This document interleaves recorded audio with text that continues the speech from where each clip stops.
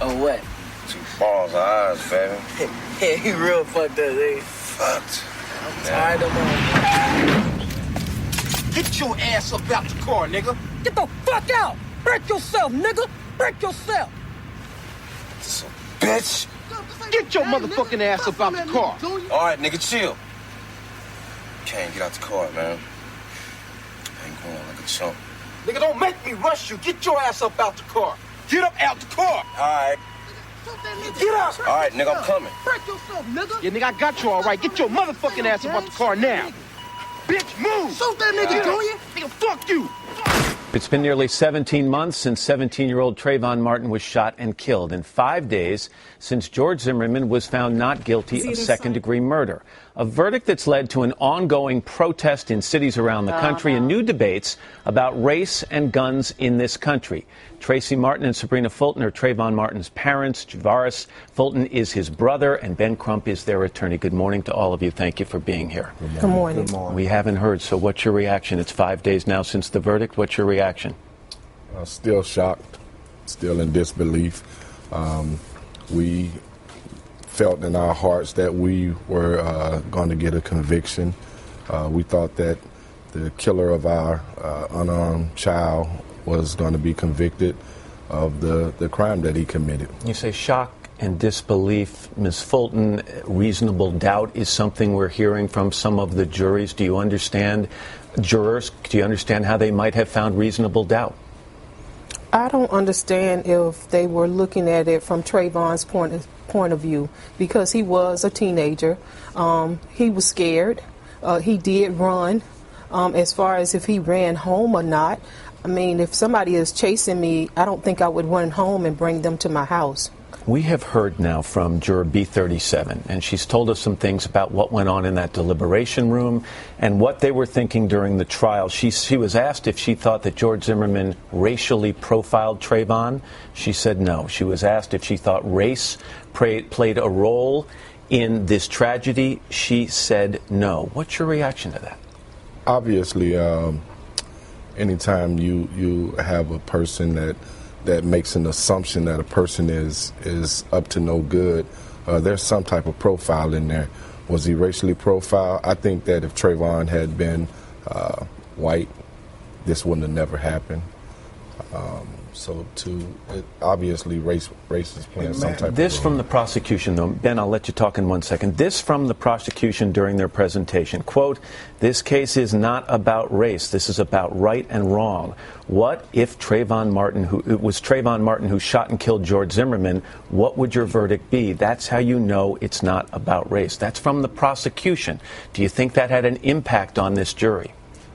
I think that they cut down to the heart of the matter, Matt. If the roles were reversed, what would the verdict have been? And George Zimmerman, the defense played that witness who said her place had been burglarized by an African-American teen. So in some way they tried to suggest that this allowed for any black male walking through that neighborhood, the neighborhood watch could profile and follow him, and that's not right. Let me ask it in a different way then. Do you, as Trayvon's parents, think that the prosecution handled the issue of race in a proper way during the presentation of this case? With legal questions, man, I think it's hard for them. They were parents wanting justice, and the prosecutors well, let me turn have it then strategy. this way, though. Were you happy with the way the prosecution handled the case in general? Do you have any concerns about that? We were happy they brought the case, man. A lot of prosecutors wouldn't even touch the case, so we applaud Ms. Corey's office for bringing the case. A lot of people said no. Let me ask you more about B37, the juror who said that when that 911 tape was played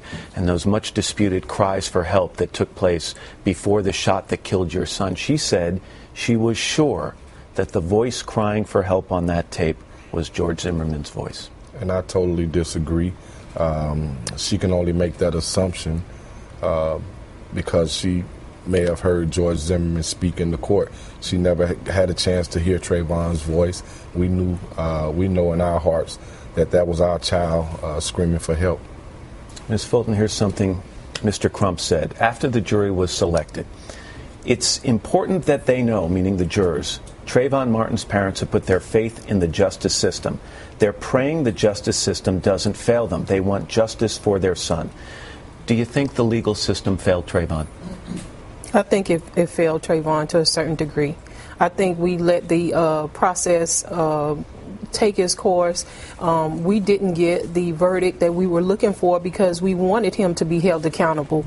Our focus has continued to change. I mean, first it was for the arrest, then it was for a conviction. So now, we moved on to a different focus. But yes, I think we were disappointed. Would you say anything to the jurors? Do you have anything you'd like to say to them? Obviously, they tried their hardest, but would you like to say something to them?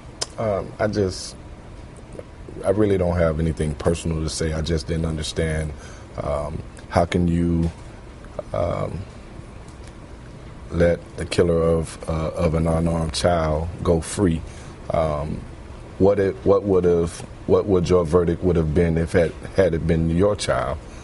And there's no winners in this case at all. But it's just I want them to put themselves in our shoes.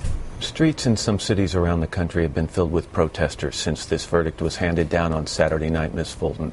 Sometimes those protests have had violence associated with them. What would you say to people who feel the need to voice their opinions about this case and this verdict? What would you say to the people in the streets? Well, we have always maintained to do things decent and in order, and we think the protest should be peaceful protests.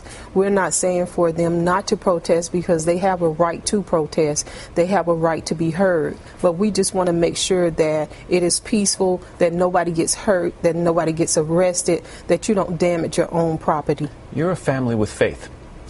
You rely on your faith in hard times. Does your faith allow you to forgive George Zimmerman? I think that the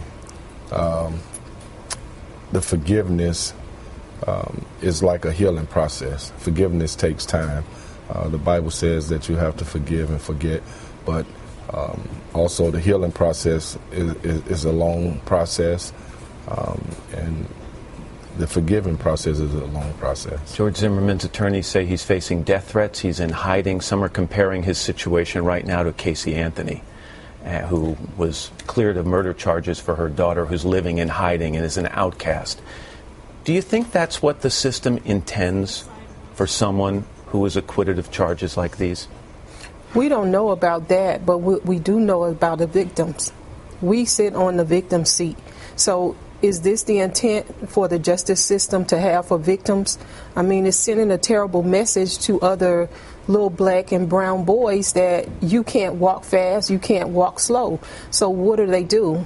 I mean, how do you get home without people knowing or either assuming that you're doing something wrong? Trayvon wasn't doing anything wrong. Would you like to see federal charges brought against George Zimmerman? Will you file a civil suit against him? We would like for the federal government to look into it and weigh all of the options. And we just, as parents, we just feel that there could have been something more done. And more for you to do? Definitely. We have a lot of work ahead of us. We're working diligently with the Trayvon Martin Foundation, a foundation that we've co-founded. And some of the missions of our organization is to mentor, to do scholarships, to educate communities on the laws, and to advocate for senseless violence, trying to make sure that even though we can't, nothing we can say or do get Trayvon back, maybe we can help someone else not lose their child. Well, thank you all for being here this morning. I really appreciate it. Thank you.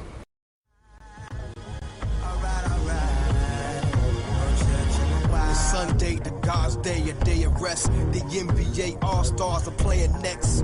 But right outside that same city, the celebratory atmosphere would change quickly. Who watching the game with me? You know Lil Trayvon was repping his hometown, D-Wade and LeBron. He had just came up from Miami to see a daddy who knew such a great weekend would end badly in a place where you...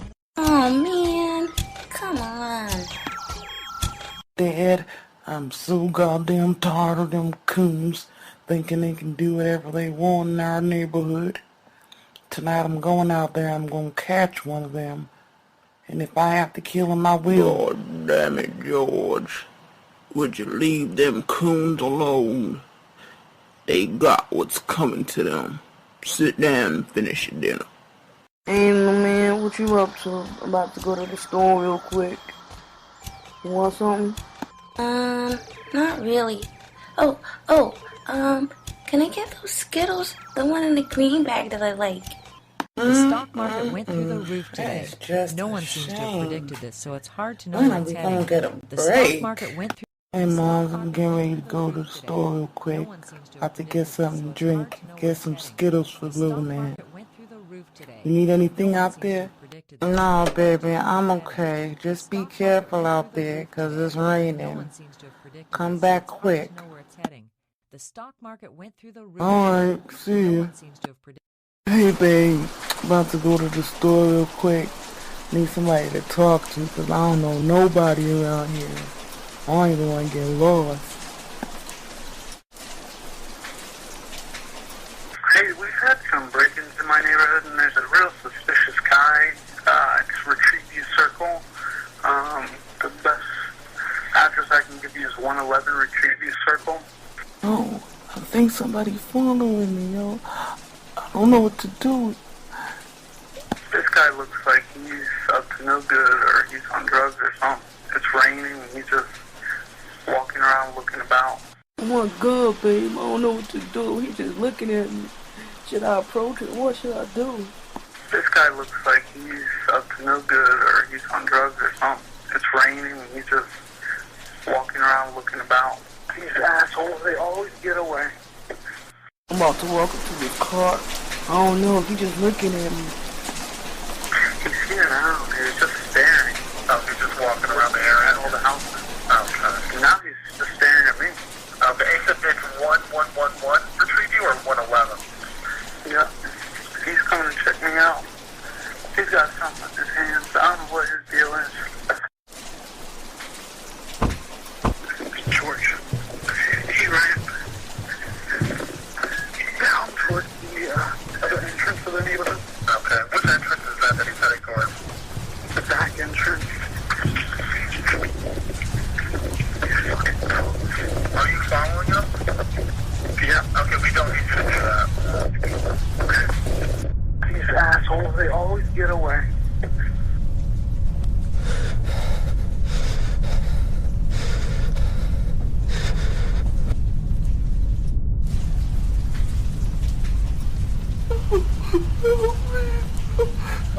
There's someone screaming outside. I don't know why. I think they're yelling help, but I don't know. Just send someone quick, please. Now, what, boy? Let me see you right now. Let me see you right now. I can't see him. I don't want to go out there. I don't know what's going on. So. What is your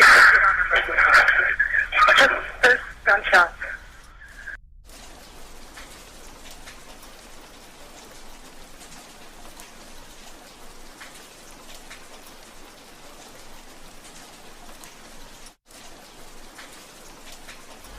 Oh, what? Balls eyes, man. Yeah, he real fucked up, Get your ass up out the car, nigga. Get the fuck out. Break yourself, nigga. Break yourself. Bitch. Get your motherfucking ass up out the car. All right, nigga, chill. Can't get out the car, man. Nigga, don't make me rush you. Get your ass up out the car. Get up out the car. All right. Get up. All right, nigga, I'm coming. Break yourself, nigga. Yeah, nigga, I got you all right. Get your motherfucking ass up out the car now. Bitch, move. Shoot that nigga, Junior. Nigga, fuck you.